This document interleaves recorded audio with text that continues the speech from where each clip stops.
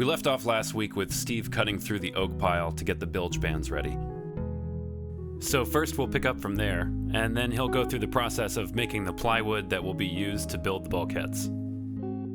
Thanks for watching. Give the video a like for us if you enjoyed it, and if you aren't a subscriber yet, click that button and watch along each week as Alix, Steve, and crew work to get Arabella ever closer to the water.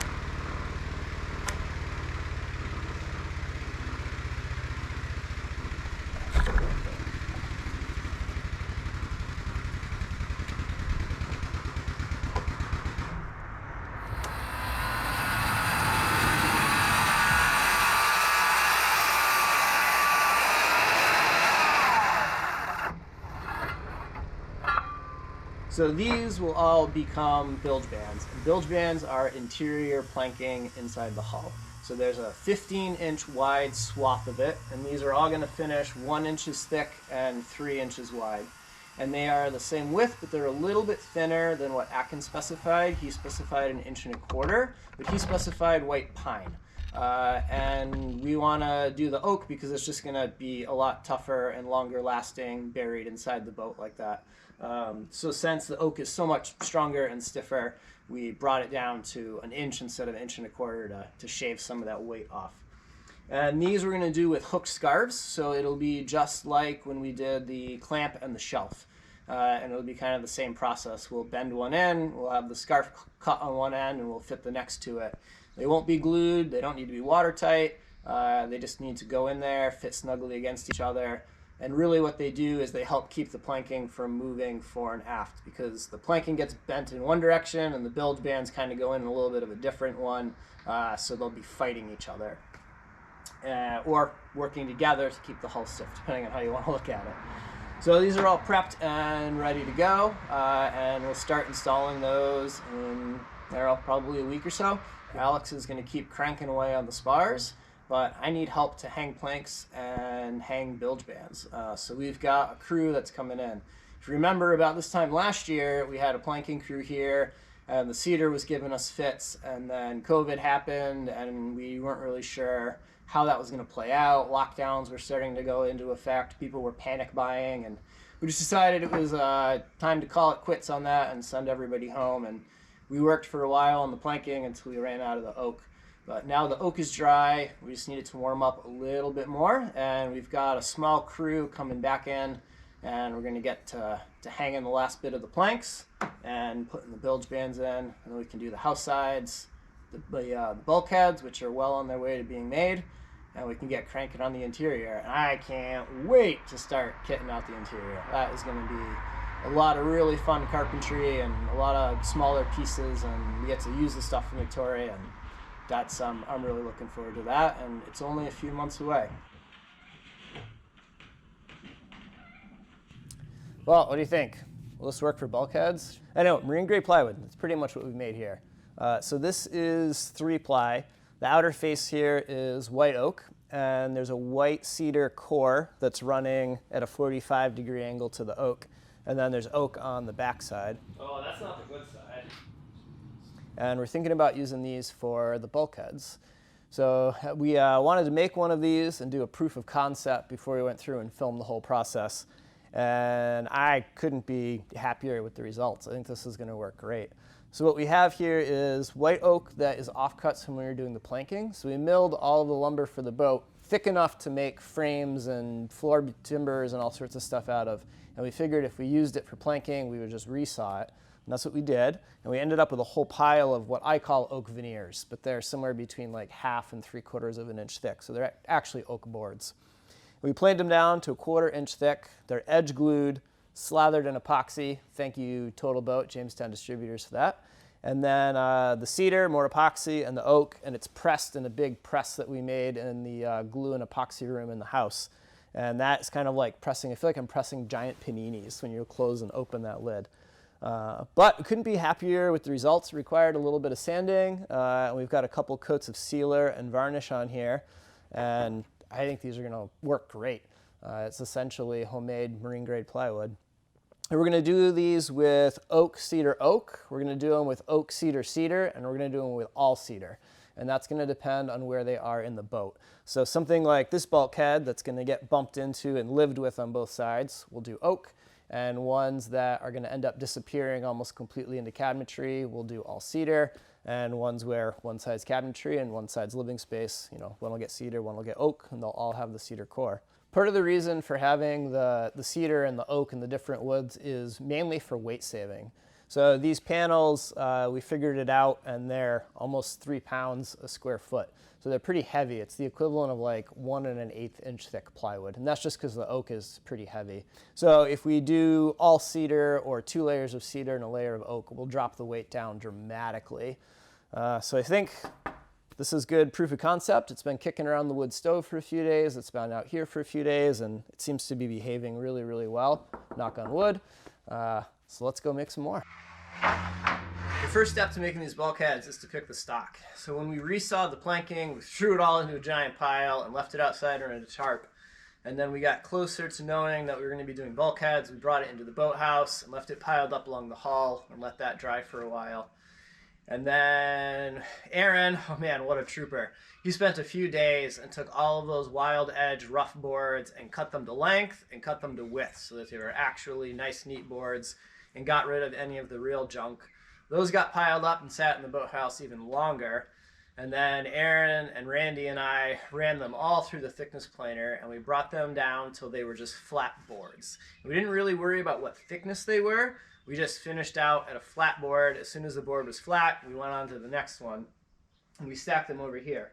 So we've got ones on the very bottom that are less than 1/4, and I don't even think we're going to use. And then we've got a whole pile here that are between just over 1/4 of an inch to 1/2 of an inch. And then over here, we have all of the ones that are 3/4 of an inch to 1/2 of an inch. As I pick the boards, I pile them up here on the return for the thickness planer, and I lay them out nice and neat and count the layers. So each layer we get approximately 20 inches. So that by counting the layers, I get an idea of how many boards I have for a panel, because these aren't getting a ton trimmed off. When Aaron cut them, he did a really great job. So I've got enough here for one side of one of the main bulkhead panels. So I'm going to run these through the thickness planer, bring them all down to 1/4 of an inch, and then we'll trim up the edges and keep going from there.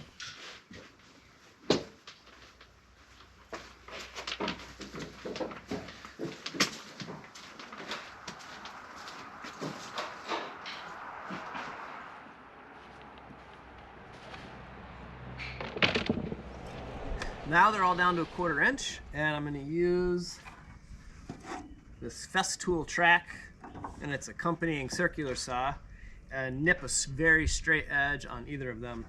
And this Festool track and the saw are on loan from my buddy Tim, so thank you, Tim, much appreciated. It's working like a charm.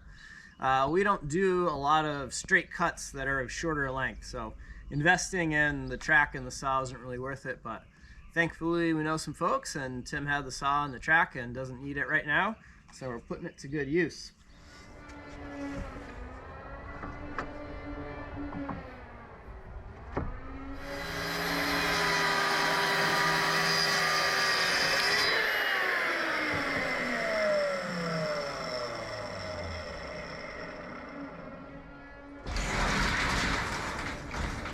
So the next step in this process is to just measure whatever is the widest width that I can get out of each board. So that's missing any major checks or defects. And then I set the fence to that and run it through and rip it. and that gives us a really nice parallel board. So I'm going to fire these all through that, and then after that we'll go and we'll nip them down to their final length, and then they'll come back through the table saw one more time before they go inside for the glue.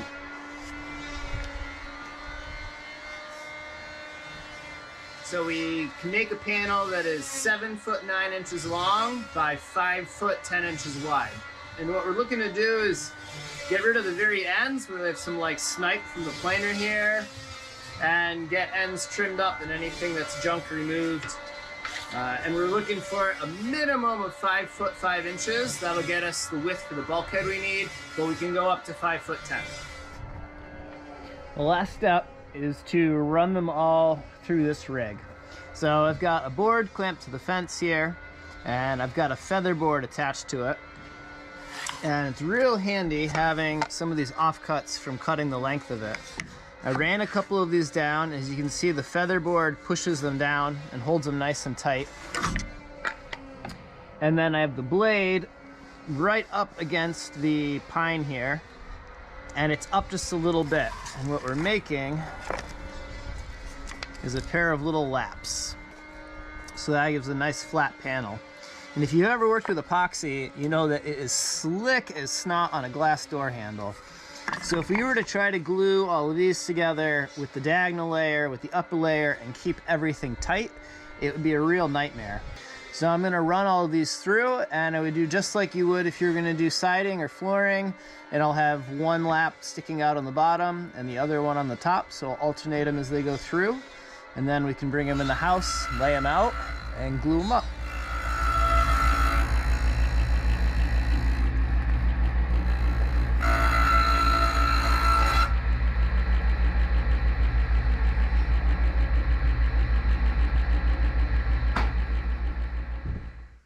This is my panini press. So this is what I came up with to put the sheets together. So what this is 3/4 inch MDF plywood with just a 2x4 frame around it. It's hinged in the back. And then on the bottom edge, there's a strip that goes all the way around that is the same thickness as the finished bulkhead. So when we go to do the main glue up for the full bulkhead, we can put all the panels down, slather them in epoxy, lower this lid, throw a few clamps around the outside. I've got a whole pile of bricks that we can throw across the top of it. And that gave us that panel that we saw on the boat, which came out quite flat and very lovely. So the first step is I want to lay all of these out and decide which direction they're going to go and what order they're going to go in. And if there's any real bad defects, I'll try to put them on the very outside of the panels where it's going to get cut off. And I'll try to cluster any other defects, say on the ends of the boards, to one side or the other. Try to keep them maybe like all in a corner together.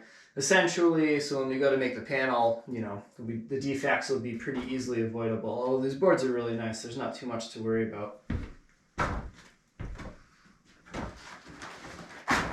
We're going to use Titebond 3 Ultimate Wood Glue, rated #1 by pros. At least the advertising says so.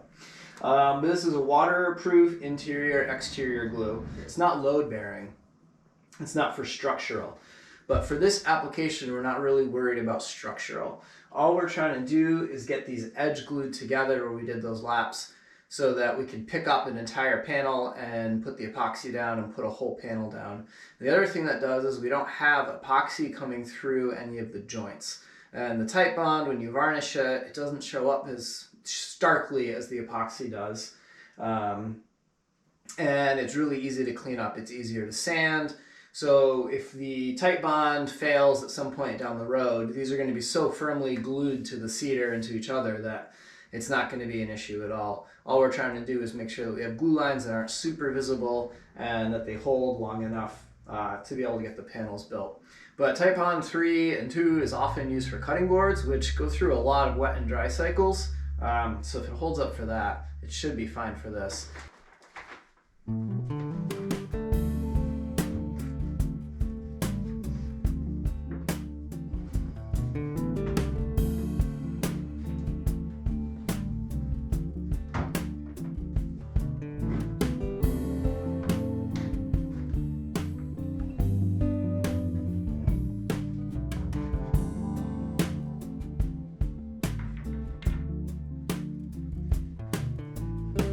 While that first layer was drying, it was back out to the boathouse to start the process over again for the next layer of oak.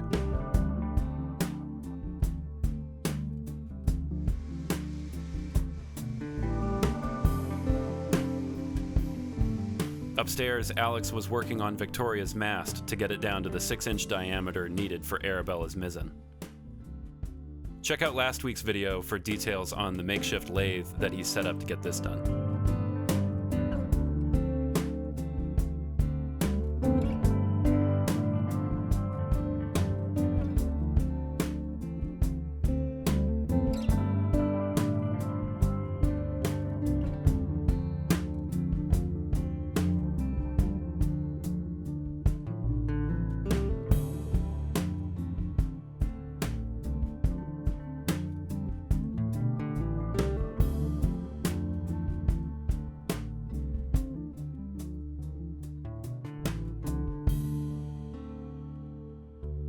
Alright, so I took the layer of paint and varnish and all that stuff off with this blade, and I wanted to do just that first pass.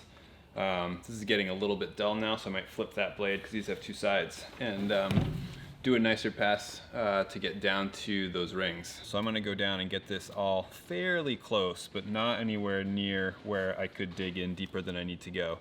And then I'm going to come back with a hand plane and smooth everything out into our final diameter. That'll be a lot safer. I'd rather sneak up on this than dig in somewhere.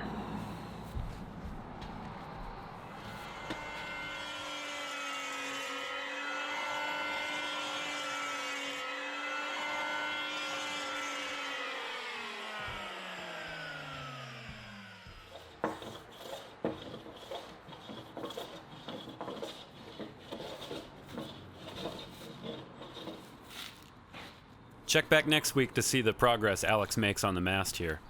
Just thought you might want to know why sawdust was raining down on Steve's head down there.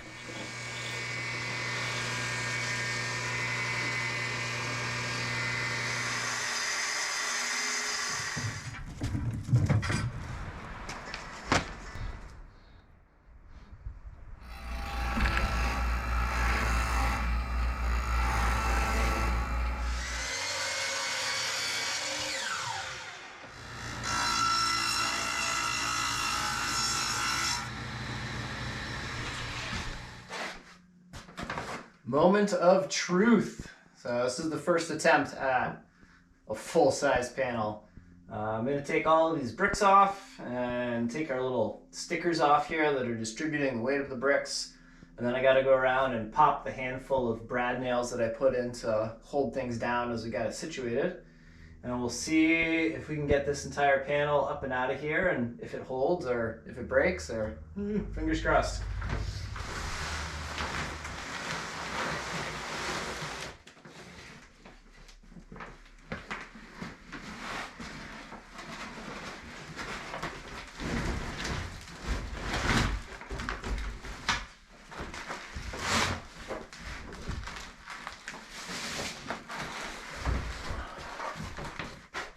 That doesn't look too shabby, huh?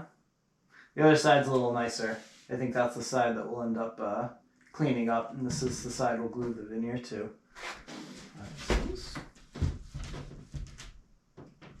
Seems like it'll work. Great. Let's glue up the next one.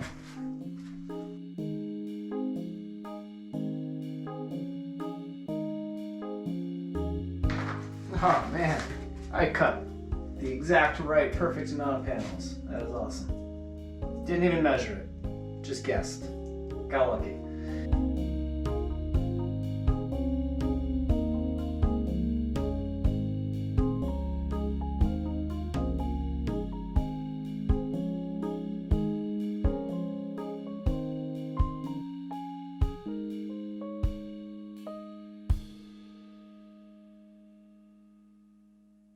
Here's our core.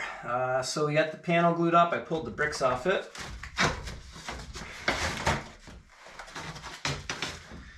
And there it is under there.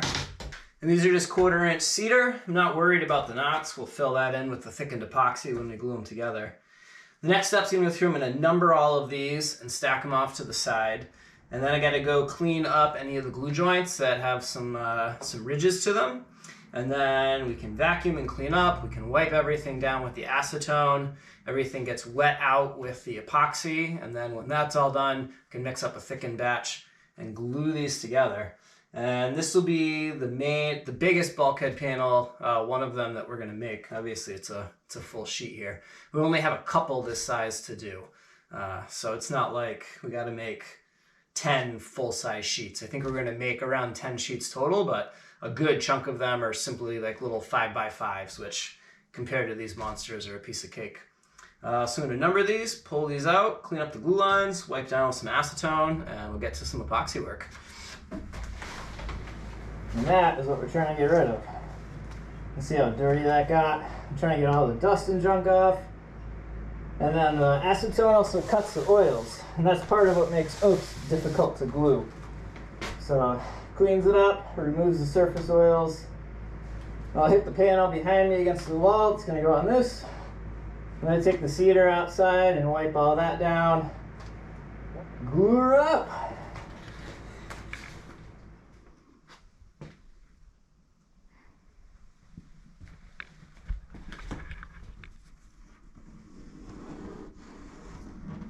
So there's a little bit of a misalignment we'll have to sand out, but it's really not much. Most of these fit really well.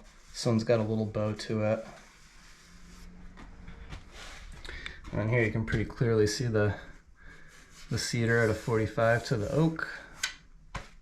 And the ends here all seem glued up. Seems nice and tight. We'll see better when we start to trim the edges off. But so far it looks good.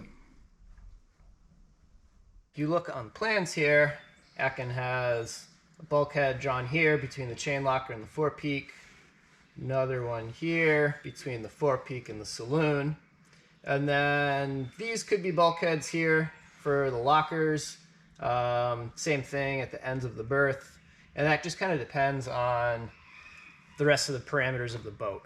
So some boats, the bulkheads are what are called structural bulkheads, and they are very important for the integrity of the boat. So basically the boat is built around those bulkheads, or those bulkheads are put in, and they are really what connects that hull together.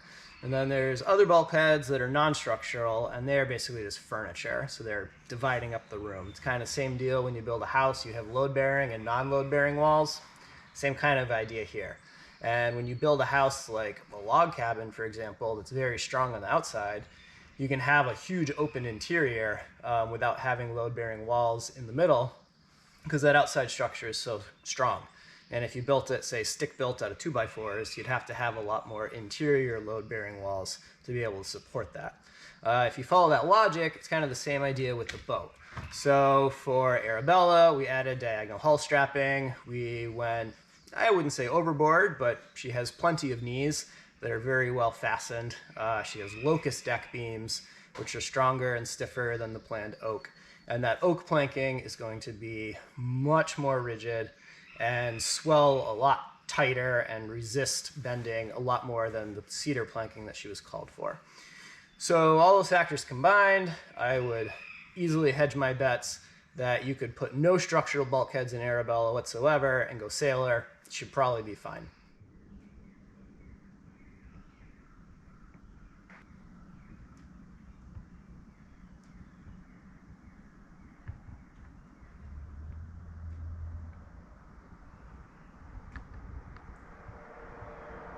Next week, we'll check in on the progress Alix made with the mast, and Steve will make up another big sheet as he dials in the production process for the plywood. And from the storage room, he'll take a look through some of Victoria's old mahogany brightwork. Also, it's your last chance to participate in our latest t-shirt campaign with a new Akiva design that you can see here on your screen. Details for that are in the description below. Thanks as always for watching and supporting the project in all the ways that you do, and we'll see you next week.